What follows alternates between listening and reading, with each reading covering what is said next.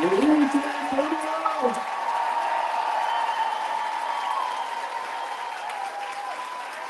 Give it up for you guys. Come on. Okay, so I don't want to take too much time because we have a few good men to hear from tonight and a few good women as well. But seriously, 24 hours ago, I was on the other side of the planet. But I couldn't wait. I was thinking about, contemplating life, getting a little reality station, being able to read books, which I haven't been able to do in quite some time. But all I could think about was coming back to the greatest city in America. And come back to a place where respect and tolerance and merit and compassion still matter. We do that every day. And as our new Mayor Jones likes to say, also a little bit of common sense, right? So I rushed over here. I wasn't expecting to be here so early, so I didn't even get to shave or change, put on a coat. But then I realized this is a Democratic rally. And in a Democratic rally, we accept people for who they are. So, who's ready to hear from our great state representative, James Talarico?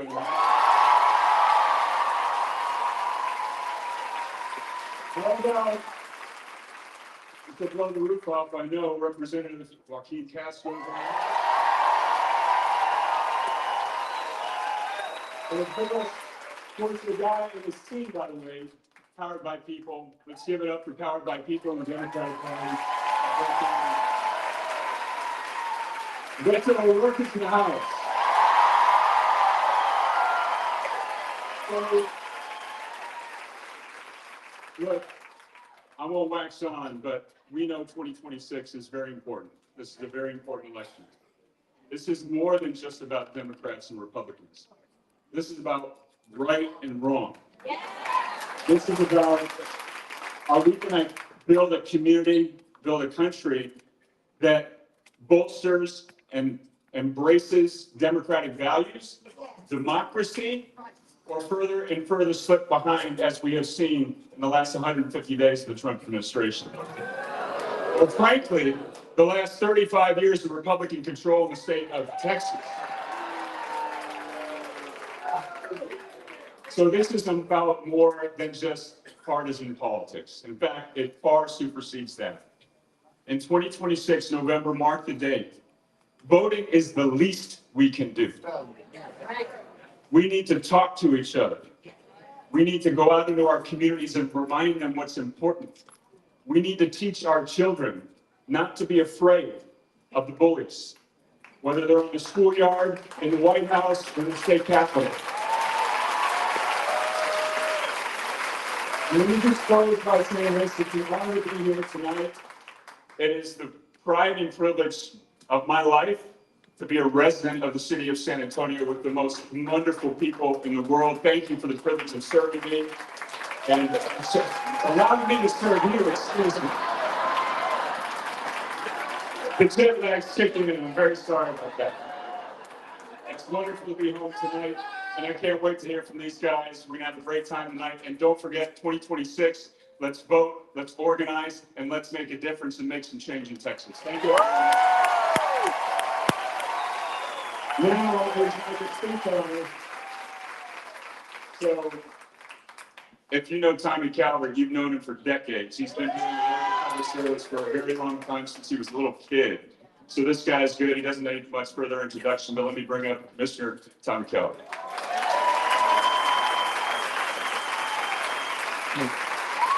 Are you fired up?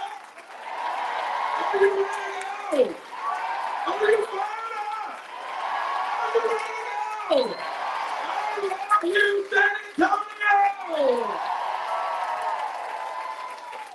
You guys look absolutely amazing. I don't even think I had to ask the question, are you fired up? This place is lit tonight. Woo! Listen, are you sick and tired of seeing our democracy corrupted? We're watching Qatari planes We're watching crypto for kleptos. We're watching Russian-funded real estate and billion-dollar Saudi deals. No more kings, my friend. No more kings. I don't know about you. No more kings. No more kings. I don't know about you, but I am sick and tired of everything being about race with this president. I am sick and tired of being divided between black and brown, immigrant and those from America. Are you sick of it too? There is no black, there is no brown, there is no white. There's one race, the human race. That's what we are.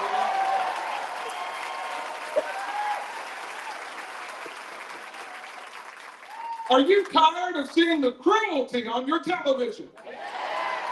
Children separated from their parents. Folks who are overseas not getting their AIDS medicine.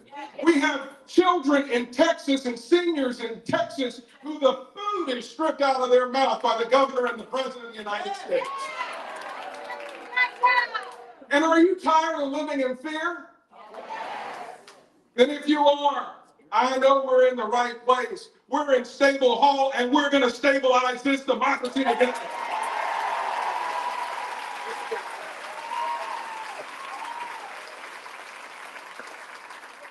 President Trump, we've got a message for you. Our Constitution is not your toilet paper. This is Military City, USA. And we swear an oath to defend the Constitution against all enemies, foreign and domestic. And we are going to make sure that we have a president who's working for us and not the Russians. Aren't you right?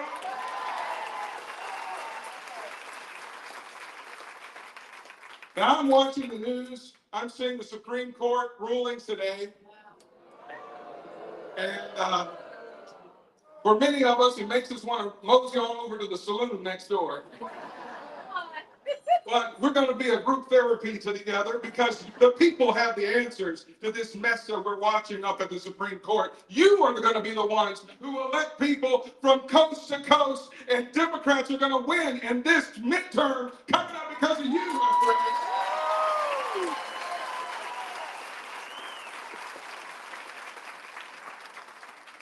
The sun may be setting outside, but you all are stars shining brightly here. And I'm really proud that we have in our midst one of Texas's great stars in Representative Talarico. I'm a big fan.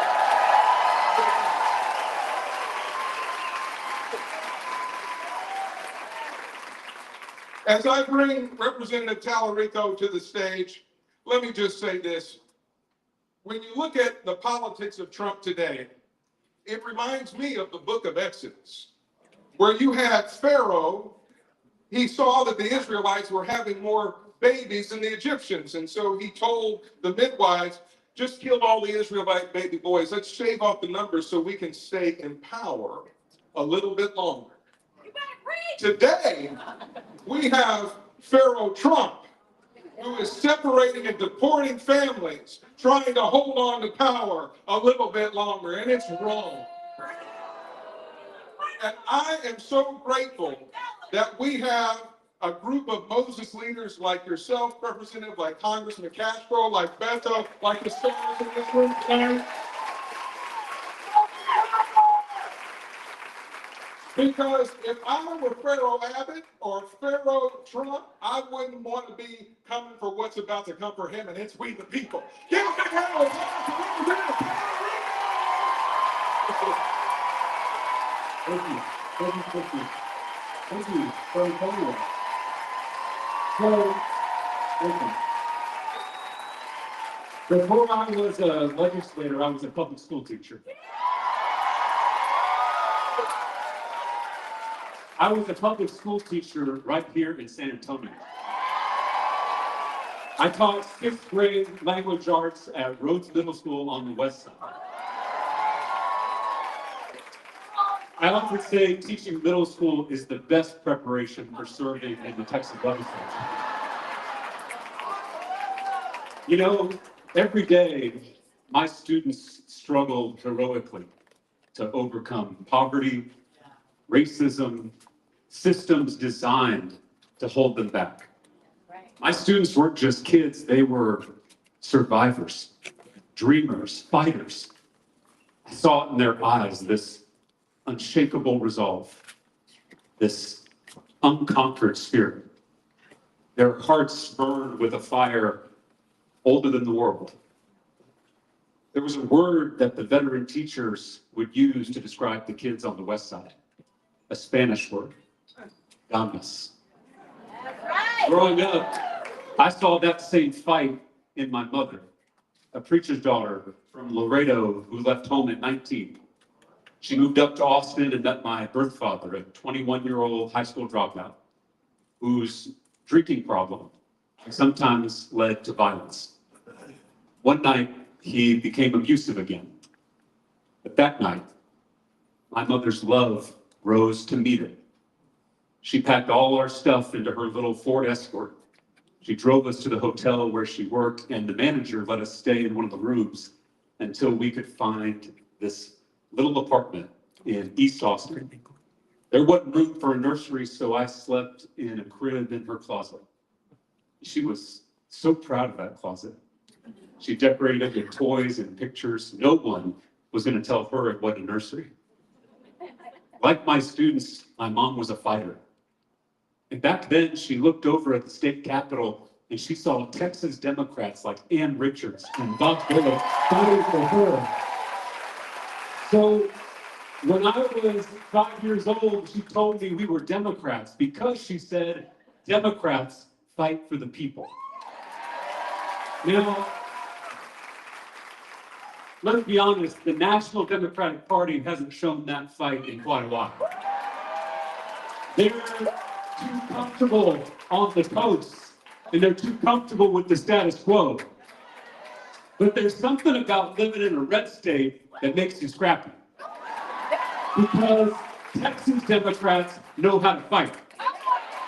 Whether it was LBJ pushing the Great Society through Congress, or Barbara Jordan impeaching Richard Nixon, or our own Joaquin Castro impeaching Donald Trump, or Victor O'Rourke interrupting Greg Abbott's press conference in Texas.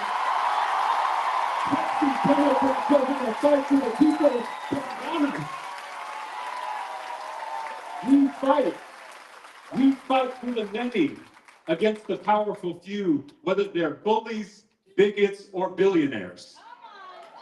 You know, the more I see what's happening in this state and in this country, the more I think the only minority destroying America is the billionaires. Trans people are 1% of the population. Undocumented people are 1% of the population. Muslims are 1% of the population. We are focused on the wrong 1%. Trans people aren't taking away our health care. Immigrants aren't raising our taxes. Muslims aren't defunding our schools. The culture wars are a smokescreen. So many of the divisions in this country are manufactured by billionaires who want us fighting each other instead of fighting them. They want us looking left and right at our neighbors instead of looking up at them. The biggest divide in our politics is not left versus right, it's top versus bottom. The people at the top, the Elon Musks and the Rupert Murdochs of the world, they work so hard to keep us angry and divided because our unity is a threat to their wealth and power. So their social media algorithms and their cable news networks tear us apart. They divide us by race, by culture, by religion. It's the oldest strategy in the world, divide and conquer. They want us to be afraid of immigrant moms and gay kids so that we don't notice that they're abolishing the Department of Education, eliminating our health care, and cutting taxes for themselves and their wealthy friends. They're trying to keep us from seeing all that we have in common. They're trying to keep us from realizing that there is far more that unites us than divides us. Because once we do, we will come together across race, across culture, across religion to take power back for ourselves and our communities. I just want to leave you with one thought. My granddad was a Baptist preacher in South Texas. He told me when I was little that we follow a barefoot rabbi who gave 2 commandments: love God and love neighbor. Because there is no love of God without love of neighbor. Every single person bears the image of the sacred. Every single person is holy. Every single person counts.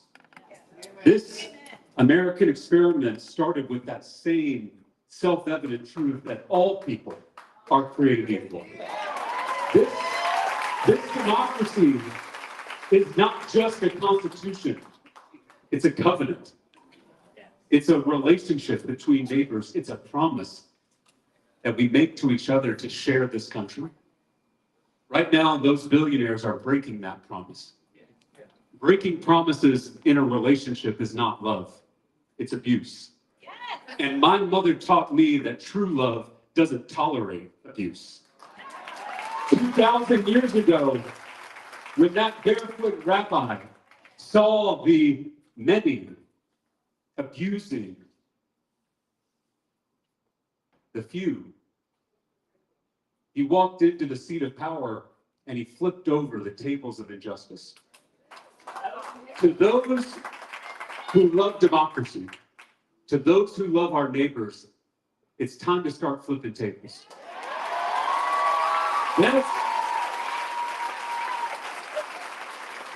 That's what my mother taught me on the east side of Austin.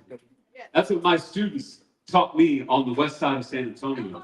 That's what LBJ and Barbara Jordan taught me. That's what Joaquin Castro and Beto O'Rourke taught me. And Texas Democrats together, that is how we will take back this country in 2026. Thank you so much for being here. God bless you.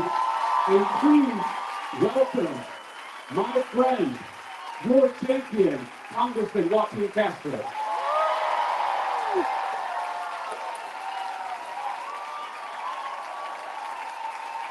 Hello. Great to be home. What an incredible leader and fighter that we have in James Talarico in the state legislature. And I want to say thank God that he was there this session to help lead the fight against Greg Abbott's voucher bill. Thank you so much for all of your important work. And to our host tonight, Beto O'Rourke.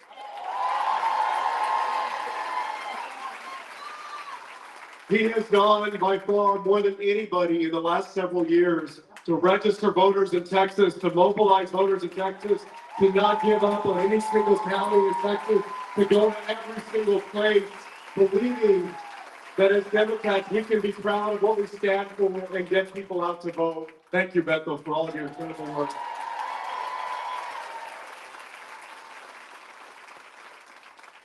You know, the first time that I met James, he told me that he taught at Rhodes Middle School.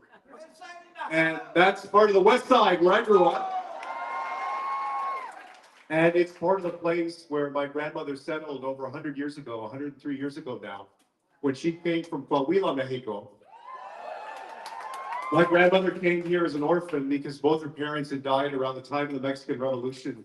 And the closest people that could take, relatives that could take her and her sister Trinidad in, were not in Coahuila, in San Pedro, but we're here in San Antonio. And when my grandmother came to this country all those years ago, the document that allowed for her to come in, the manifest, asked a question: The question was purpose of visit. And the relatives who were bringing her in wrote in the words, to live, that she was coming to live. That is the dream of so many people that have come here from all over the world and helped build this country into the most powerful, most prosperous nation on earth. That's right. But y'all know that for a lot of folks from all over the world and different backgrounds, it wasn't easy. When my grandmother got to this city and this state, there were still signs that read, no dogs, Negroes, or Mexicans allowed. Speak the truth. And my grandmother only made it to the 3rd or 4th grade before she had to drop out and work to help her family. My grandmother worked almost all of her childhood and all of her adulthood so she no longer could, as she used to say, as a maid, a babysitter, and a cook. But she did every single thing that she could every day to make sure that my mom, who was her only child, would have a better chance in life than she had. That is the story of all of our families, no matter where we come from, no matter our background. And as Democrats and as Americans over the years, we have come together to build an infrastructure of opportunity to make sure that people can achieve their American dreams and pursue them. My mom and my dad were the first in their family to go to college. My mom was the first to become a hellraiser in politics. My mom raised me. She got involved in the civil rights movement and the Mexican-American civil rights movement. But those years, she watched as my grandmother struggled. And my grandmother, even though she worked all those years for decades, she never owned a car. She never had a bank account. She never owned a house. The only thing she had in her name was a $335 Social Security check and her Medicare. So as we go through this big, ugly bill that President Trump is proposing, I want you to know that I will never vote to cut Social Security or Medicare for our seniors, because I know what it meant to my grandmother, and I know what it means to our seniors on the west side, east side, north side, south side, and all over Texas.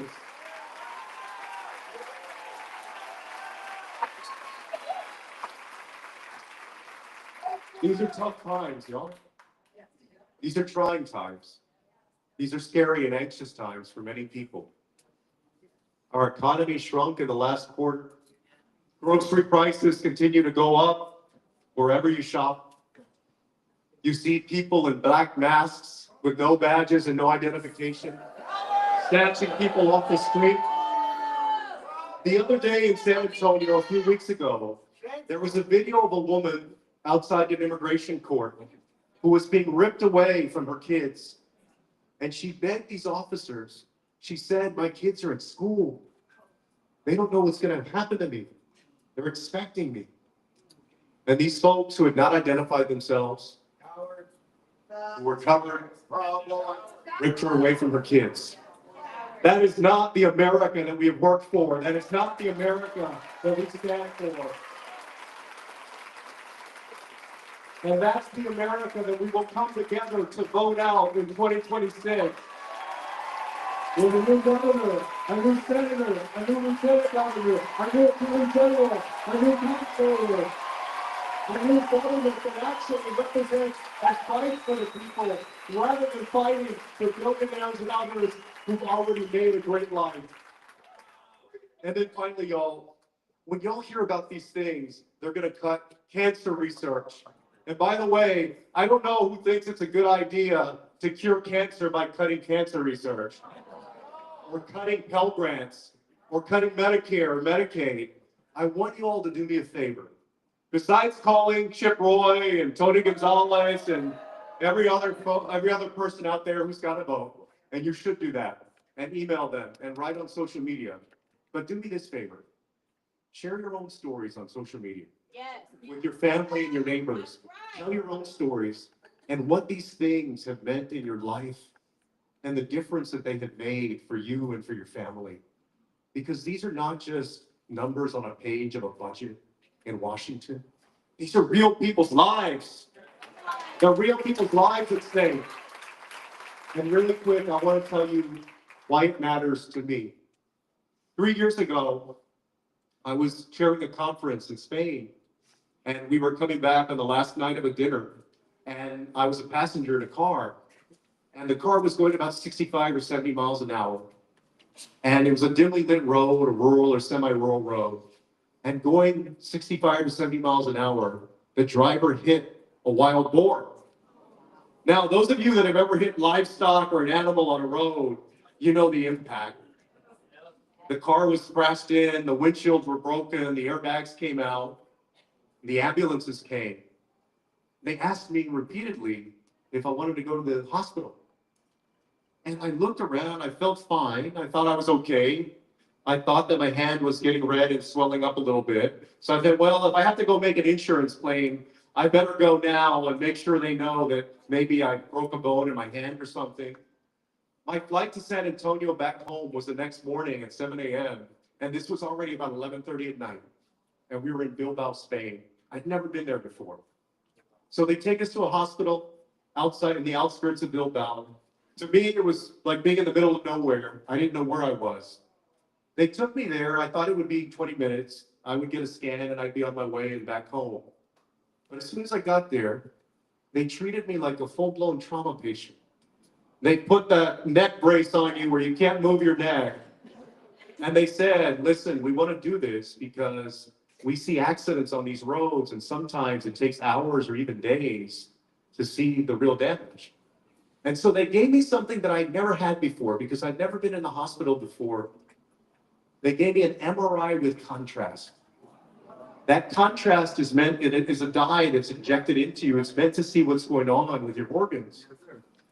And it took about 45 minutes. And then the doctor came over and she said, I think everything looks okay. We're going to let you go. Well, those of you that have been to the hospital, you know one of the last things they do when you go to the hospital is they take out the IV. So they were going to go take out my IV. And we were in these curtained off rooms. And the doctor, she comes back and she closes the curtain in this space that I'm in. And she's speaking in Spanish. And I understand Spanish pretty well. But man, I wish I understood it even better in that moment. She comes over and she says, my radiologist called me and he believes that he's seen 2 tumors that had moved from your small intestine into your liver. That day, my wife Anna and I have 3 kids. That day, my younger daughter had just turned 2 months. And I actually wasn't thinking about me, I was thinking about her. And whether my kids would have a father that would see them get married and go to college and live their lives. And the woman was telling me, the doctor, that I had cancer. And so I got back home to San Antonio, and you can imagine I had a million different appointments and ended up going to MD Anderson and had surgery and stayed there for 10 days and started on a treatment of a drug called lanreotide. And when the surgery was over and everything was said and done and I got a chance to come back home, then I got the bill. And I had to become an expert on insurance in a way that I never had to before. On premiums and deductibles and co-pays. And some of you may know that there's a category of drugs called specialty drugs. And when you're picking an insurance plan, you have to make sure if you've got cancer or something else that they're covered in your plan. And what stood out to me in those bills was one line. That line was for that drug, lanreotide, that I take over at the Health Science Center and the Medical Center every 28 days. In fact, I have to take it on Monday. The line item cost per injection for that drug was $24,000 per injection. That's crazy. So when you talk about not expanding Medicaid in Texas, when you talk about cutting Medicaid in Washington, when you talk about cutting subsidies for the Affordable Care Act, what you're talking about is not giving people a chance to live, taking away their lives and their health care. And we will never vote for that kind of legislation because we know what it means for people who are facing cancer or Alzheimer's or dementia or diabetes or many other illnesses. So I wanted to come tonight to join great folks, but also to say, keep fighting You are making a difference. We're going to vote our way out of this in 2026. There are brighter days ahead. This country has been through tougher days. We have seen tougher people than Donald Trump, and we have prevailed. We will prevail again. God bless you all. Thank y'all for being here tonight.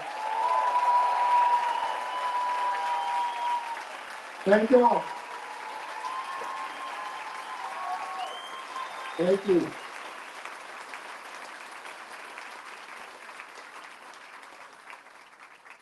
Before I introduce Bethel, I just want to say I got to take a dig at my brother, Julian. My brother actually got married in this hall in 2007, but he got divorced by Zoom several years later. He's not here tonight. He's not here tonight.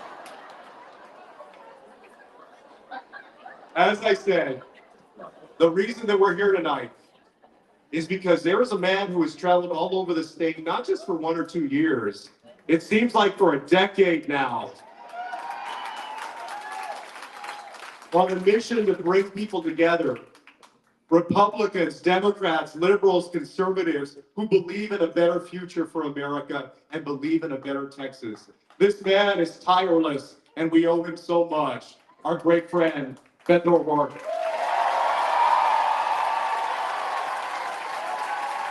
All right. Thank you. Thank you. Thank you. Thank you all. Thank you. Hey.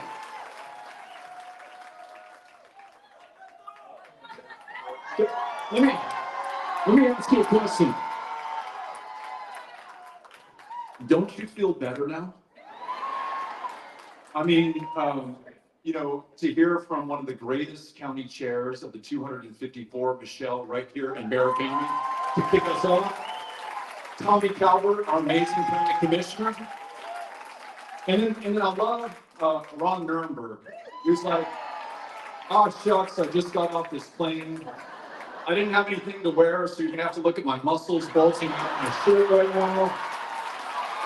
I couldn't think of anything to say, and he gives this barn-burning speech that sets the place on fire, right? I sure hope this guy is not done with politics. He's gonna run for something very important. And James Talarico,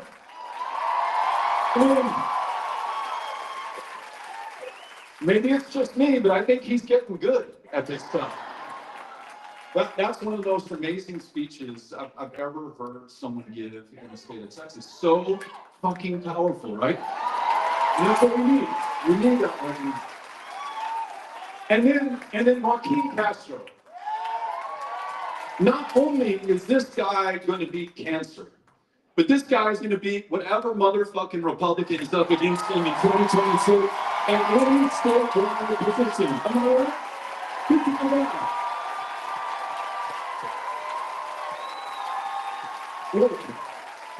And I want to apologize to Cynthia. We were driving over and she said, Beto, please don't cuss. And it reminds me, you may have joined us. This was back in the Senate race in 17 or 18. We were at Paper Tiger. You know, I'd given my talk. We did a town hall. I'd taken questions. I'd used some colorful language. And we were taking pictures with folks afterwards. And I don't know if you remember this, but this woman, grandmother, came up with her 17 or 18-year-old grandson. She said, hey, I loved everything you had to say, but please don't cuss. It diminishes the power of what you're trying to get across. I said, you know what? You are so right. I'm doing my best. I just can't help myself. And then as she and her grandson are walking away, he turns around over his shoulder. He says, keep it up.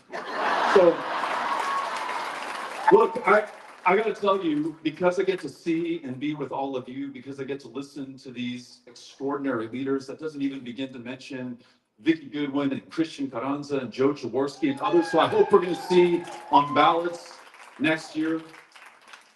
I'm really proud of this state, which is not reflected in those who currently hold the positions of power at the highest levels of government. I'm so proud of this country.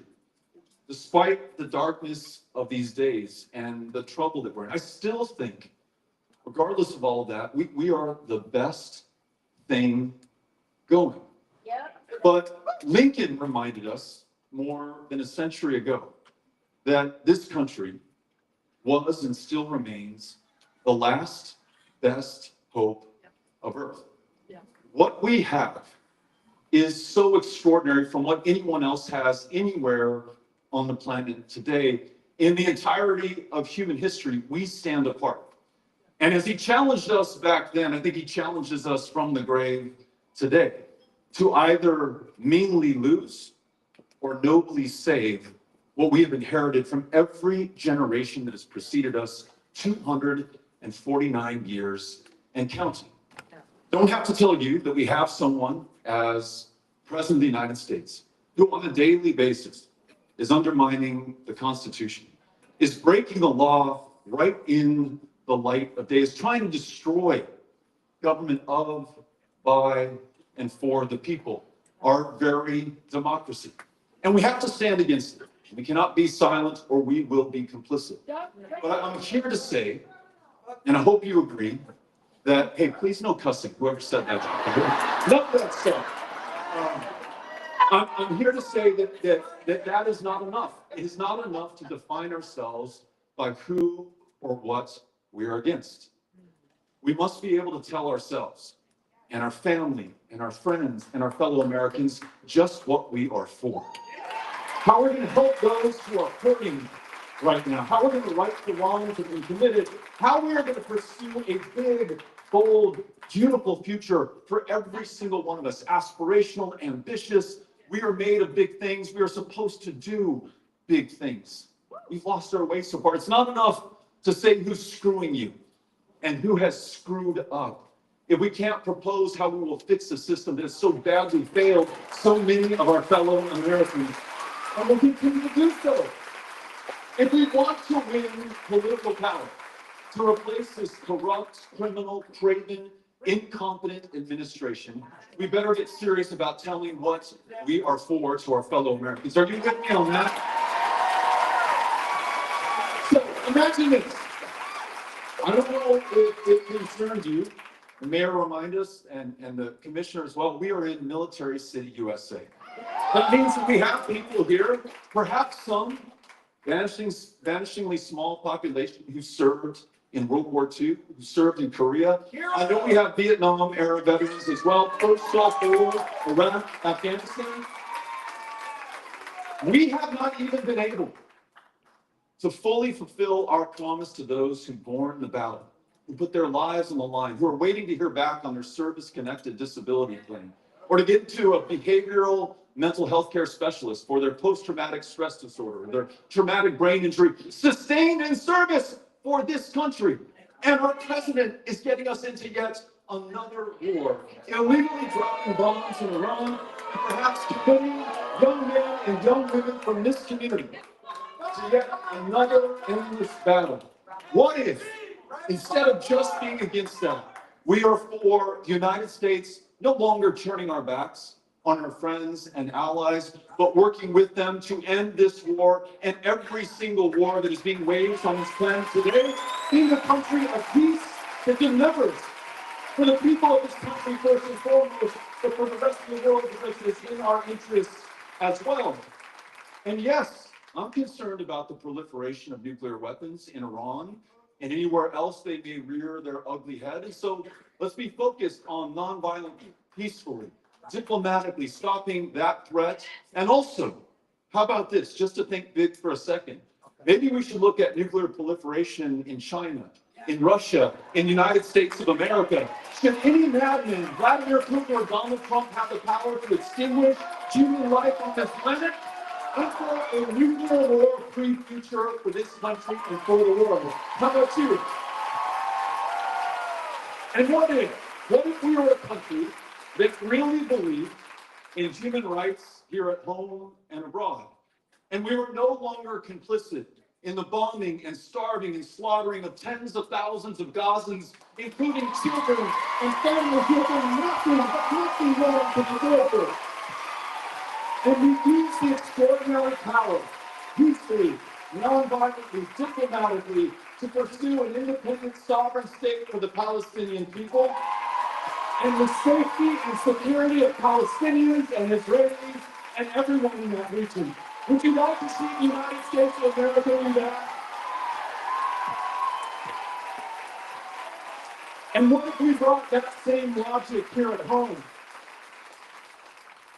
And we no longer have to fear plainclothes, masked federal agents without badges or warrants sweeping Americans off the streets without due process, detaining, arresting, deporting to gulags in El Salvador for life sentences for God literally only knows what crime, if any. Because we recommit ourselves to the United States Constitution, to due process, to the rule of law, and we, the people of San Antonio and Texas, rewrite this country's immigration laws in our own image, reflecting our own values. And we say, look, if you want to come here and contribute to the success of this country, there will be a safe, orderly, legal path for you to do that. And no more talk, but we fully legalize dreamers, the parents of dreamers. Every other hardworking American already contributing to our success, even more so as U.S. citizens. Would you like to see us do that?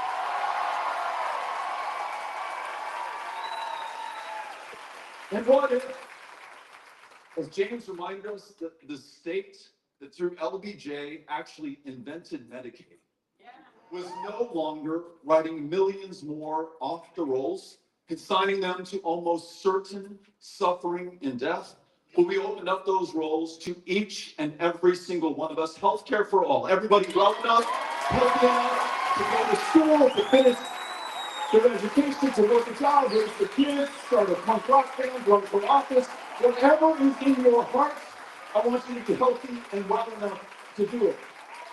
And for the educators in the room, this is going to sound crazy, but what if you only had to work one job instead of 2 jobs or 3 jobs to make ends meet? What if we treated you with the dignity and respect that you deserve and have earned, and allow you to focus on those kids right in front of you, unlocking their lifelong love of learning so that they can change the world and fulfill this vision that we are setting out here tonight? What if? What if, instead of in this big, beautiful bill, we stop the process of shoveling trillions of dollars to the already most powerful and wealthiest people in this country, and instead use those trillions to cure cancer? Use those trillions to build the millions of homes that we need in this country so everyone has a roof over their head? Use those trillions to fight climate change before it is too late and extinguish its life on this planet? Use it to do good for each and every single one of us. And my last what if? What if we had a Democratic Party that actually fought for these things? A Democratic Party that doesn't roll over, that doesn't bend over, that doesn't pounce each other before the fight has even begun. A Democratic Party that fights on every front, not 7 battleground states, but Mississippi, Alabama, and Texas too. And when we're in Texas, Travis County, Harris County, Bexar County, Comal County, Atascosa County, Frio County, Medina County, Clarence County, Uvalde County. Watch out, I can name them all.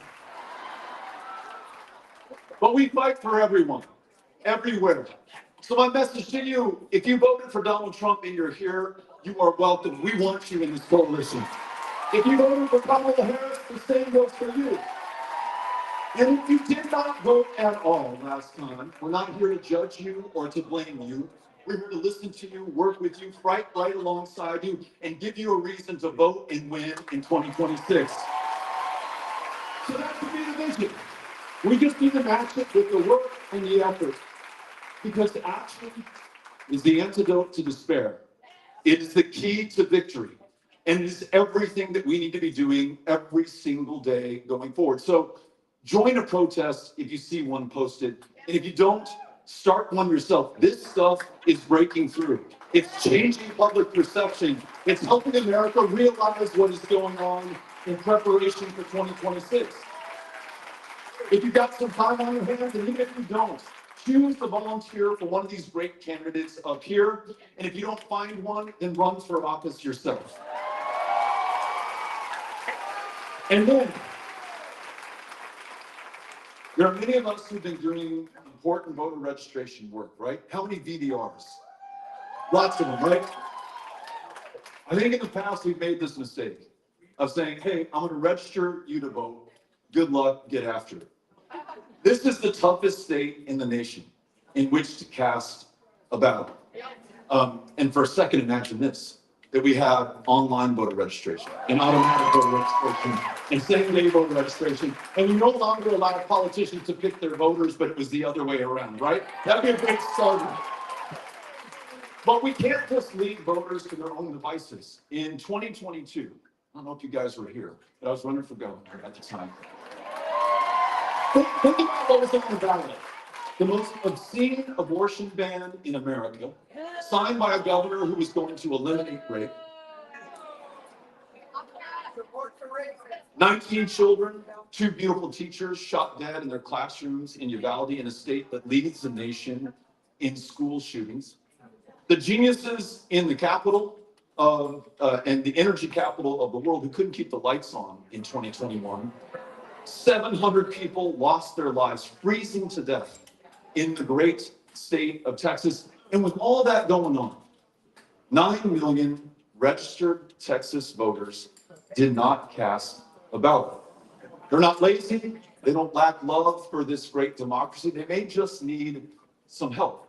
So if you're interested, we encourage you to sign up with Powered by People. We have volunteers and split boards who will sign you up, train you to become a volunteer deputy registrar, train you in staying in touch with that voter week in, week out, going into this election. Make sure that they actually cast that ballot and make that difference. But whatever you do, I encourage you to do all you can with what you have where you are.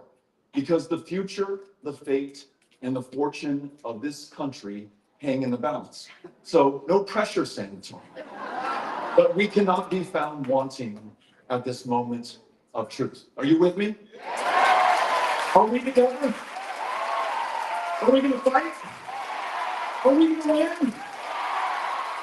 All right. We're now going to Cynthia Cano, who's right over here, she's got another microphone.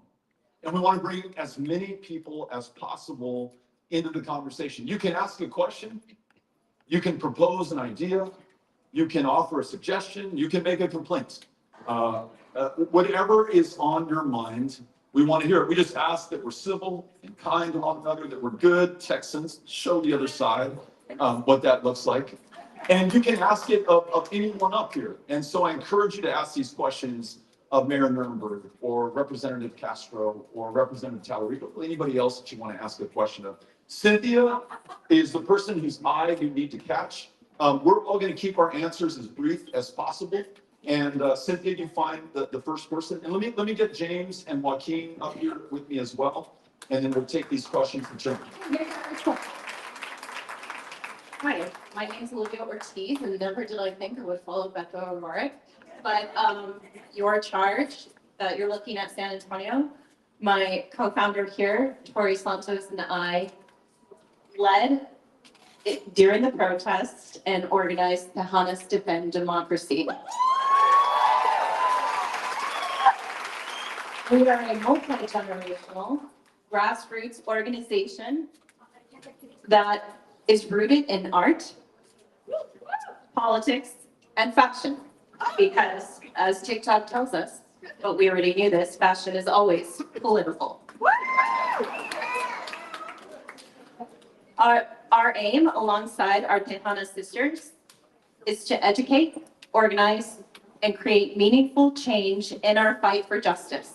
So if that sounds like something you want to do, please join us. Visit our Instagram page, Tejanos Defend Democracy.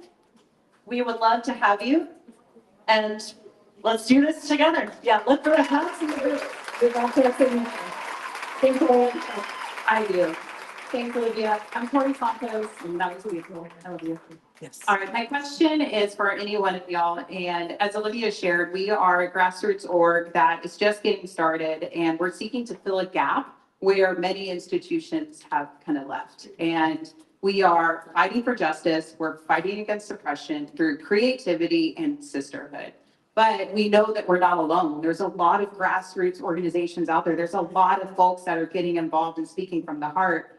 But our question is, what does it mean for either an elected official or a candidate to share power with grassroots organizations versus just seeking our votes? All right, Tori, Olivia, thank you for, share the name of the organization one more time in case people want to join. Tejanos Defend Democracy. Tejanos Defend Democracy. And Olivia, along with Cruz Ortiz, have made just some of the most amazing political art. I've seen it in the Joaquin Castro campaigns and the Beto O'Rourke campaigns, maybe soon in some of these campaigns as well. I think for Ron Nirenberg and maybe for the commissioner as well. Since James Talarico is the youngest up here, he's going to answer this question first. This is hazing, I think. Well, first up, I want to thank y'all because you're doing work on TikTok. I got on TikTok 2 years ago. I told my team, I said, I'm going to get on, but I'm not doing any dancing. That was the rule. But I think we as a party, whether it's grassroots organizations, whether it's elected officials or candidates, we have to meet people where they are. You know, I feel like for too long, we've been focused on the editorial pages of the major newspapers, the local news stations, the national news stations. But a lot of young people like me, whether they're my fellow millennials or whether they're Gen Z, they're not reading the newspaper. They're not watching the local news. They're getting their information from Instagram and TikTok. And if we are not reaching those voters where they're at, we're going to lose them, like we did last year. And so it is imperative that elected officials start to get into these spaces and actually communicate directly with the people they're trying to serve. And so I'm so thankful that y'all are doing that work, but we've got a lot more work to do if the Democratic Party is going to catch up and be in these spaces and reaching these voters. Yeah, Commissioner. What it means to share power with an elected official is having policies probably 5 years ahead of most elected officials. Better policies will happen. And how is that? Because if you are connecting with your members, people are motivated by their self-interest, right? How do you get people to come to a meeting? They got to have a self-interest to come to what you're talking about. And hopefully you're asking them, what are your top 3 issues that's going on in your family, in your neighborhood, in your country? And from that, you're going to give the elected officials much better policy to make our work relevant to you, because we're juggling 1,000 things. So we can't always be on the ground in town halls like this. So remember, you're going to be able to empower your elected, because the people create the policies that the politicians implement. So you're going to create those policies.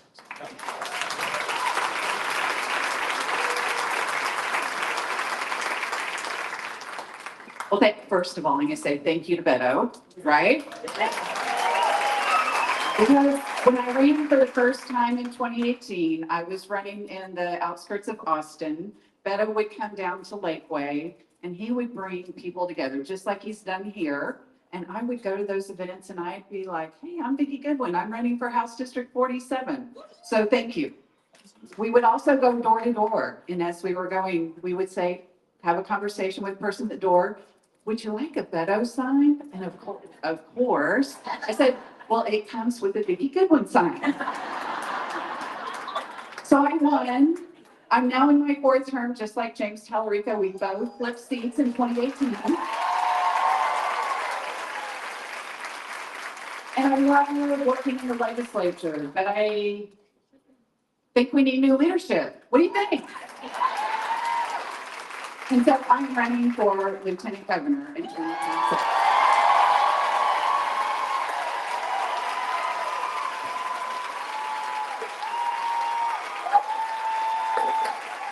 Thank you.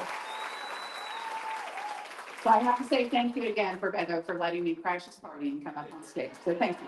Thank you, Vicki, for being here. And folks, if you have a question for Vicki or for anyone up here, please let us know. Okay, we're going to get to as many as we can. 18. Shelley Hayes McMahon, Executive Director of Planned Parenthood Texas Votes.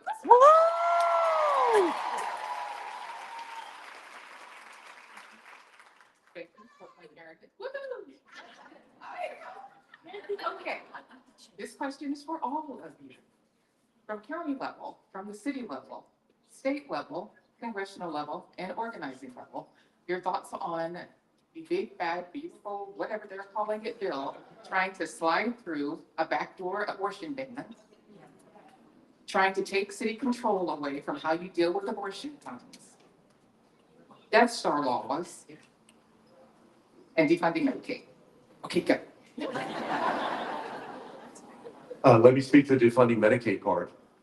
They're talking about taking away $800 billion in Medicaid funding. And if you look at San Antonio and South Texas, there's so many people who are on Medicaid. And, you know, oftentimes folks have tried to paint these people as lazy and not wanting to work. Most of these people are working poor. They're like my grandmother was, working 2 or 3 jobs at a time trying to make it. But even if you said, you know what, I don't want to help those people. Medicaid is also for long-term nursing home stays. She was also in the last few years of her life at a nursing home on the west side of San Antonio, and also for the disabled. And so we have to stand up for Medicaid and beat back this reconciliation bill because people's lives are at stake.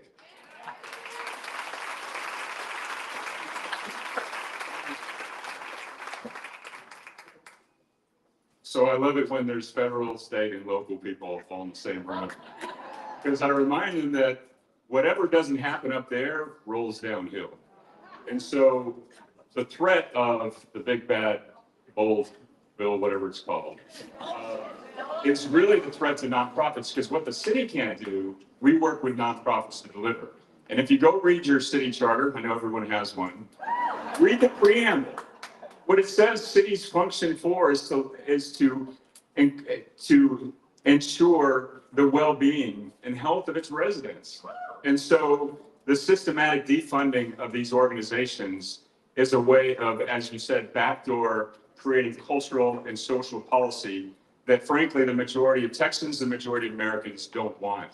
And that's why it cuts to the core of this Democratic issue.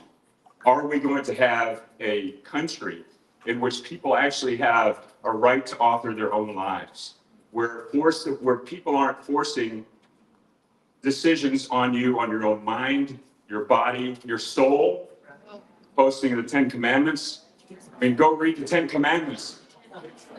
MAGA breaks rule number 1 every time. So, I mean, that's what this is about. It cuts to the core of what the real issue is, and why President Biden used to call it a threat to the soul of America. This issue is written across every single part of this debate. Yeah. What about That's exactly what I'm saying. Restrictions that specify that we can't provide funds to abortion care organizations for certain services that that patients can no longer receive in Texas that are literally life-saving. So specifically targeting organizations like Planned Parenthood. The bill is a direct attack on every person's freedom because it pushes us into dictatorship. The president wouldn't have to listen or follow court rulings for a year or more. He is trying to usher in dictatorship. And that is a direct threat to your freedom and my freedom. Freedom of women to choose what to do with their bodies is very much under attack. But we got to stop it. We got to filibuster it. We got to put our bodies on the Capitol Hill. Make sure the Republicans can't get in the chambers. We got to do what we got to do on this Capitol. And one of the things that, the Republicans are busy talking about being pro-life, but the truth of the matter is, when you look at the local effect, that bill takes away home and CDBG, which we use to provide emergency housing assistance in one of the poorest cities in America per capita for a population over 1 million. Unfortunately, San Antonio is that. The bill has $0 to help us with rental assistance, and these things will wind up in our streets, and there's nothing pro-life about putting someone out in homelessness. Here's the next question. question right back here. Oh. Okay. Okay, hello, my name is Matthew Tovar. I'm a Democratic precinct chair here. I know all of them. So shout out to all the precinct chairs. We're getting precinct chairs. Woo! All right, so my question is about something that's not often talked about at really any level of government. We've seen an onslaught at the federal level with Trump disbanding the President's Council on the Arts, as well as taking over the Kennedy Center, which, I mean, I don't know about y'all, but I don't think that's a very good idea. We've seen at the state level, Republicans, they took out the allotment for funding for fine arts out of the school budget. And I actually went on opening day for the Capitol back in January for the legislative session. I went to a bunch of different offices telling them, hey, you know, let's fund the arts, you know? And so, you know, I'm actually a musician myself, and so is my dad. He's back there taking photos. We're a musical family. And we've seen also at the county level, we saw the Commissioner's Court, they funded the San Antonio Philharmonic. Do we have any players in the San Antonio Philharmonic here? No, we're the shop. And you know, every single thriving culture is strong on the arts. And so I want to know, what do y'all think our plans are to fund the arts moving forward? So we're gonna have one person answer the question, and then I'm gonna go up there to you, sir, and I'll come find you. Well, so you mentioned the fine arts allotment. That was my bill that put that in place. It was to create, for the first time in Texas history, dedicated funding for arts in school. But as you mentioned, the Republican lawmakers that I served with took that out of the final school finance package. And that is a problem because we have a growing mental health crisis in our schools. We desperately need more school counselors, school psychologists, social workers, school therapists. All that is so important. But we should also remember that the original mental health care was the arts. The opposite of depression is expression. And so music, theater, mariachi, these are things that allow students to process the things that are going on in their lives. It allows them to find a way to express themselves, to realize who they are as human beings. And ultimately, that's the goal of education. You know, I would always tell my students the goal of education is not to get a job or to get a degree. It's to get freedom. It is to find out who you are in this world. And the arts are the way we do that. And I just want to say the commissioner talked about dictatorship and authoritarianism. If you look at any authoritarian regime around the world or throughout history, the first people they target are artists. A society is only as good as its dreams, and its dreams are dreamed by artists. And I do want to mention one more thing, which is linked to the arts, which is this effort at the state capitol to ban books. You know, I mentioned to all of you that I was a language arts teacher here in San Antonio. So I saw firsthand the power of books, especially for students who are different, students who are left out, students who are bullied. And so to go after certain kinds of books, to go after certain kinds of authors is a direct attack on our students, on our educators, and most importantly, on our democracy. And so I thank you for bringing this issue, and it has to be one that we're all engaged in going forward.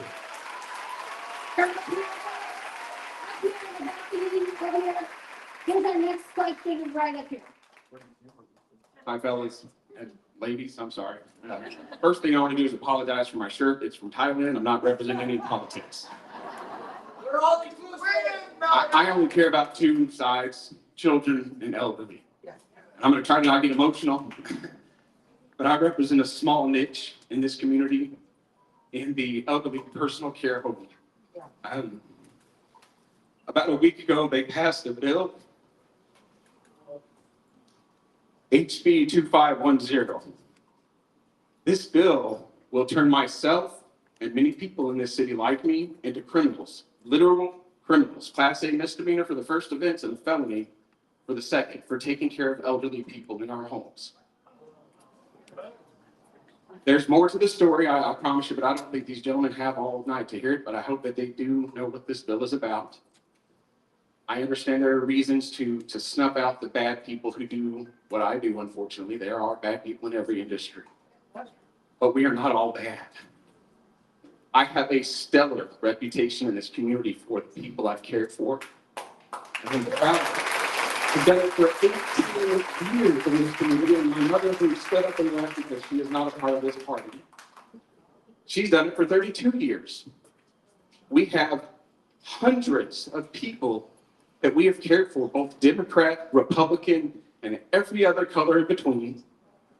And now we're being punished for doing what we do. And we don't know where to look for help. There's a woman who's actually waiting. She's a big supporter of you guys. She's waiting, I think, first in line to talk to y'all about this outside, but I didn't want to let this chance pass me up. I'm not a speaker.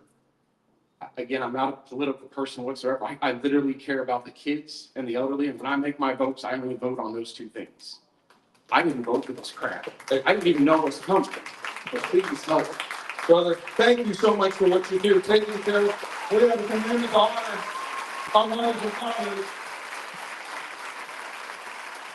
Listen, a lot of us don't know about the specifics of the bill, but here's what's going on.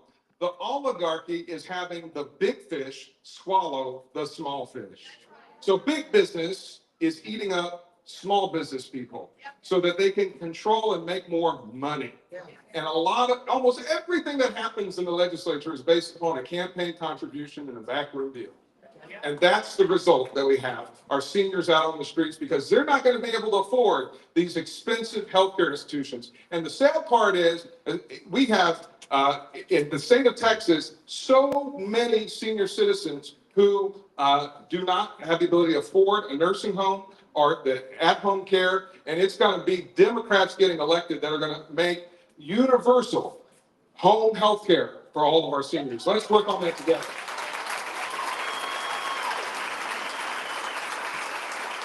So here's our next question up here. I appreciate y'all being here. My name is Becky Convery. I work for the Air Force here in San Antonio.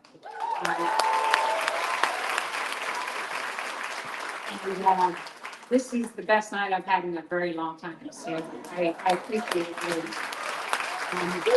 But my question is this, and that is, we all recognize that our country is very broken right now. It's very divided. It's a very scary place to be, even for citizens.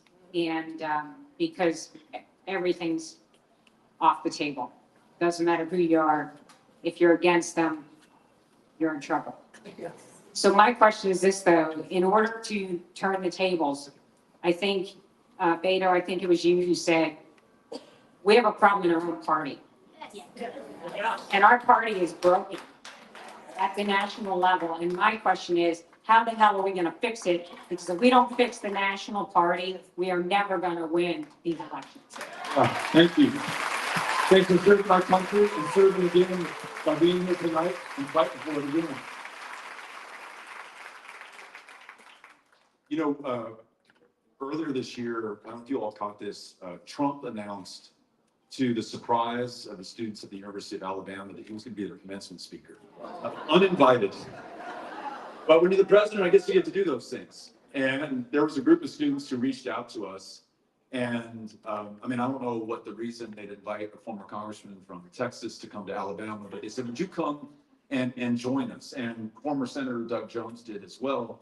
And so here we are in this public park in Tuscaloosa with like 1,500 people who have come out. And we didn't ask, you know, are you a Democrat or Republican? Did you vote for Trump last time or whatever? Just are you an American? Do you care about the future of this country? And they did. And man, it was powerful. And I was giving this speech about, you know, let's remember what we come from and the sacrifice and the struggle that we've inherited. You know, John Lewis on the Edmund Pettus Bridge in March of 1965. And this woman who's listening is like, I was on that bridge. I was 15 years old in 1965. I marched right alongside him. Holy shit. If she was willing and able to do that, then what are we willing and able to do? And the best part about it is that that wasn't organized by the Democratic Party. You know, no one from on high said, hey, you all need to get together in a public park and invite Beto and Doug and do all this. They just did it themselves.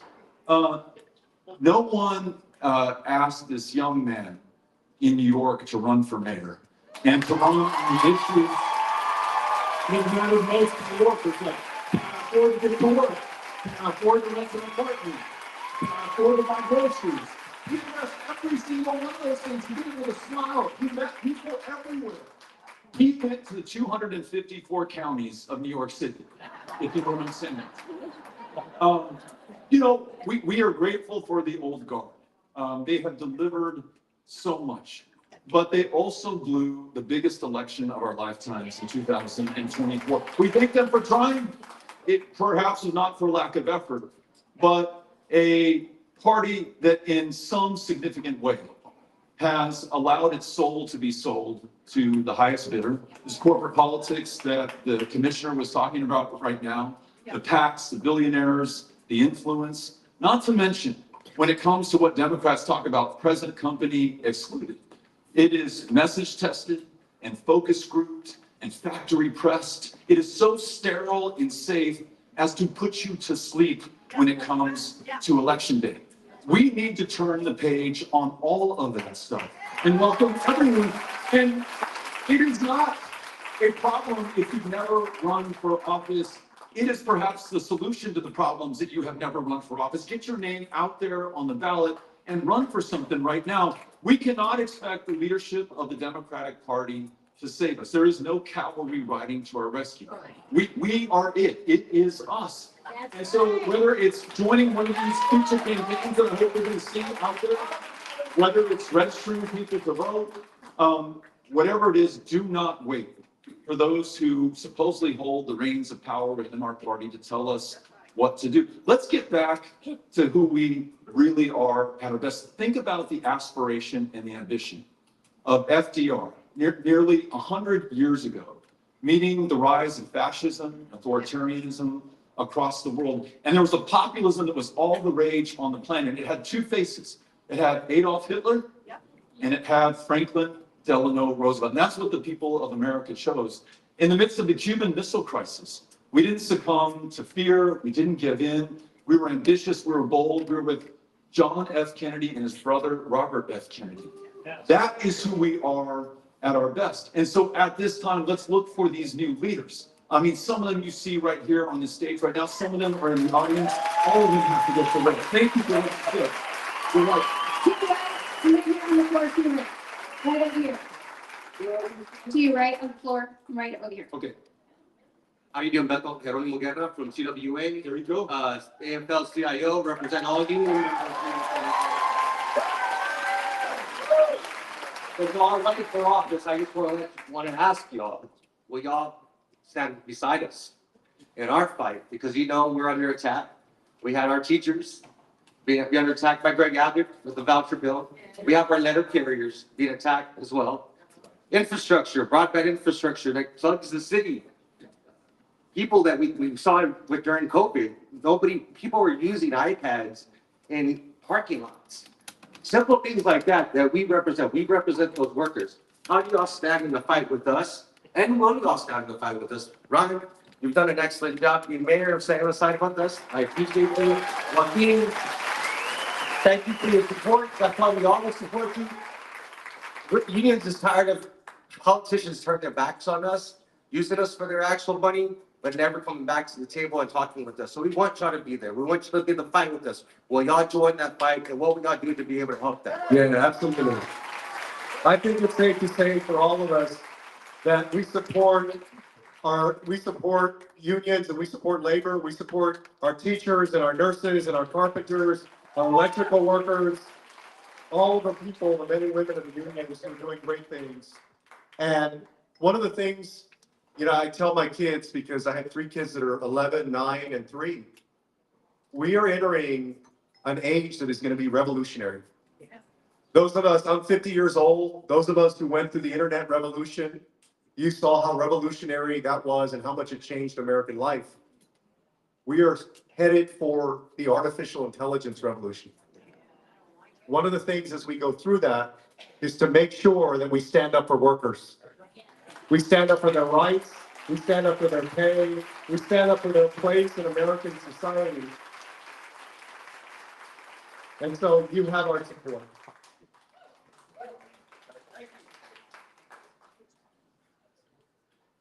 Well, this is great. How y'all doing?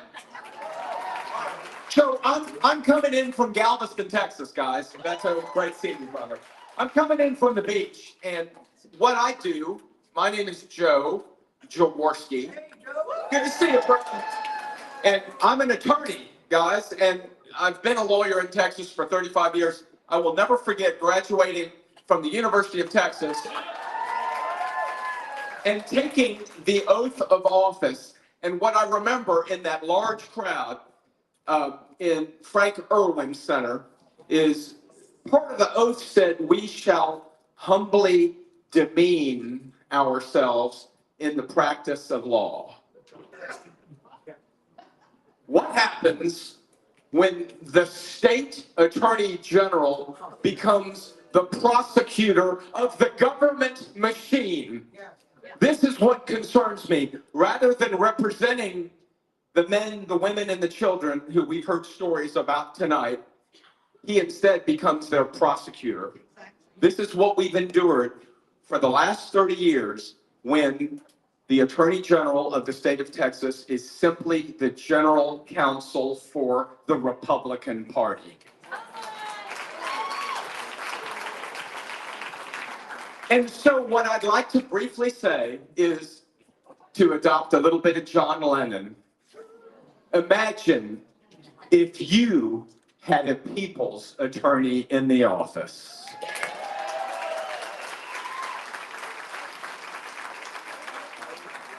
Who would work with school boards and cities and counties and the state and respect the rule of law and the division of responsibility so that government doesn't become a machine, but it just simply stays where it should be so that all of us can live our best lives.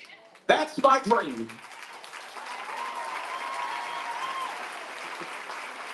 Okay, here's the next question. We have time for just a few more. Good evening. Thank you very much for hosting this town hall. My name is Dr. Norma Martinez Rogers. I'm a professor of nursing, and I'm very concerned about what Kennedy is doing with the Health and Human Services. I think that people in San Antonio don't realize that of the millions of nurses that we have in the United States, only 9% of us are Latinos. We submitted a grant to help us increase that number, and because it had the word diversity, it was thrown out. So we submitted another grant using the underserved population in the rural communities. That was thrown out. My concern is this, is that I am also president of the International Association of Latino Nurse Faculty. We are concerned because we are being put, not in San Antonio, but other places, by the government to ask the patients, are you here legally or not? We need to start preparing ourselves for this government to be putting us in a place to say something, to ask those questions, of which we are not going to do it.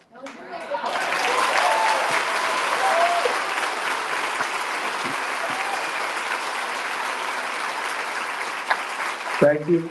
Thank you for your question. When somebody goes to the emergency room, it shouldn't matter what their status is, whether they're a citizen or a permanent resident or undocumented, they should be able to see a doctor and go to the hospital. Thank you for your years of work. The fact is, Robert F. Kennedy Jr. is making it dangerous to live in this country. He's making it unhealthy. He's making it dangerous. They're cutting research for cancer and other illnesses. They're cutting the number of inspectors who are inspecting food in this country. So this is not about making America healthy again. It's making our country more dangerous, and we got to stand up to it. And one thing you mentioned about this attack, everything is being labeled DEI. Anything that involves a woman, a gay person, a black person, a Latino, an Asian American, is being labeled DEI. When is enough enough? Enough is now. We have to fight back. And because, for years, Latinos were not put into clinical trials. African Americans were not put into clinical trials in the same way. Research was not done on how medicine would work on different populations. And so we have to fight back and stop these guys. Thank you for the work that you're doing. All right, folks, I have time for 3 more. Thank you. My name is Gilbert Cadena. After 30 years active duty in the Air Force, I swore to defend and uphold the Constitution 8 times. 30 years later, I still uphold and defend the Constitution. Donald Trump took that oath twice, and he has still failed to uphold or defend our Constitution.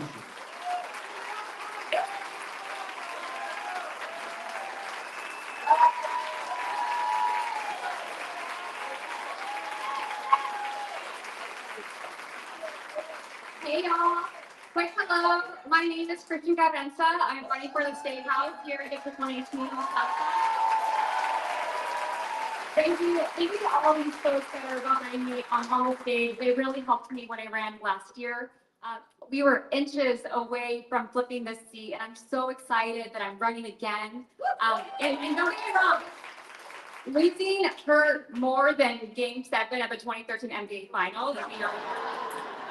But 2014, what happened? We came back stronger. We won it back, didn't we? I'm so excited to be back. I'm so excited to work hard. And I know that we have to do this, but we have to do this together. Because if we're not running for office, if we're not fighting for our future, then no one else will. So I'm happy to be here. Thank you for your time, and let's win this.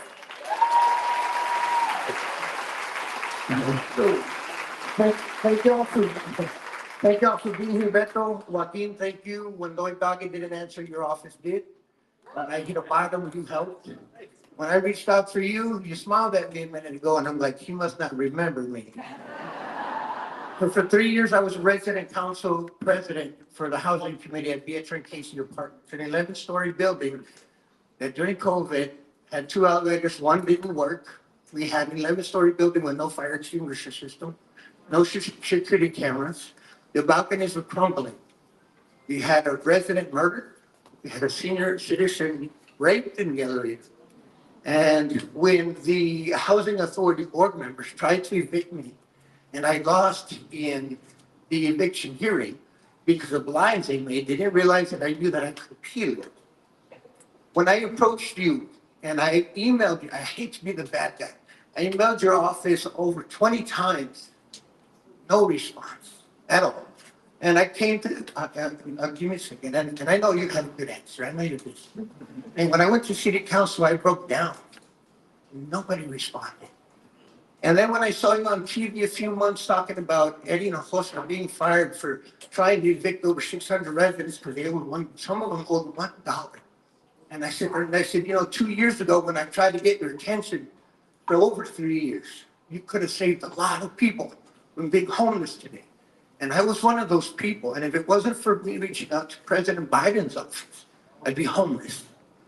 And it's really upsetting because there's over 65,000 people who live in the housing community that are under attack. I had my SNAP benefits stolen, and they don't give me any answers, and it's not being reached. My brother did too. Those are Cheryl's brother did too, and he's in the chair. There's over 65,000 seniors who don't know how to use the internet, don't know that they have. If it wasn't for Tommy telling some of them that they had a vote, the voice, they wouldn't know. But you, and I'm not sure how many members you said, but the mayor seats the board for the housing authority. And you washed your hands of that responsibility. No, sir, hold on. When I approached you, you looked me in the eyes and you turned your back on me and walked off when I asked for your time in San Fernando. And your security ran me into the wall. And you did not respond. District 1 doesn't follow through. I'm going to hold your feet to the fire because I know you have answers. I know you're busy, but you don't know how pissed off we get when you're at Fiesta receiving medals and pats on the back and women are being raped in housing. I remember you, Jeff, and I do remember you. And thank you, Jeff. Thank you, Jeff. I know that too. I know that too. And I'll just say this. There's a lot of things that happen in our housing authority that have happened for years and years and years. We have tried to improve it. It has finally started to improve. We're building more. We're improving safety. We're improving the maintenance. The new leadership, Michael Reyes was a resident of public housing. Well, that's the issue. That's what I was going to get at, Jeff. And we need your help. We need everyone who's having problems help. As Joaquin said, tell those stories because we need our federal leaders, the people who build the budgets that fund these public housing authorities. That money comes from the federal government. And in a community like San Antonio that has such social vulnerabilities, low income, health disparities, we need more of it than most cities. That's right. We need more of it than most communities. And we're going to fight for that fund. We're going to fight to improve it. These units, in many cases, are the oldest units in the public housing authority in the entire United States. And so, Jeff, I know you're angry at me. We're working every single day, and I'll talk to you afterwards. I'm no longer in office, but you can count on me, even now. All right, I'm sorry I didn't get to you. I know we had a lot of hands up, or unfortunately at the time, but these young ladies get the floor for the last question. Hello, I am Catherine, and I think I've met all of you at least once, except for James, but don't worry, I have seen your TikTok. That's actually how I learned about you. I'm here with Fair County Young Democrats, if you remember, they're up on stage. So our goal is just to keep everybody informed politically, engaged politically, especially the youth. And our president, Liz Delgado,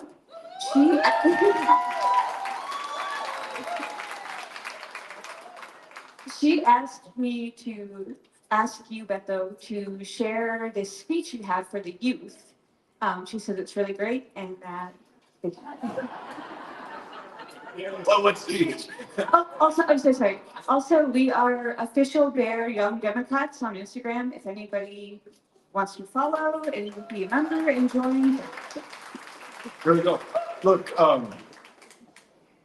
don't remember the speech, but let me, I'll take this as an opportunity to say this.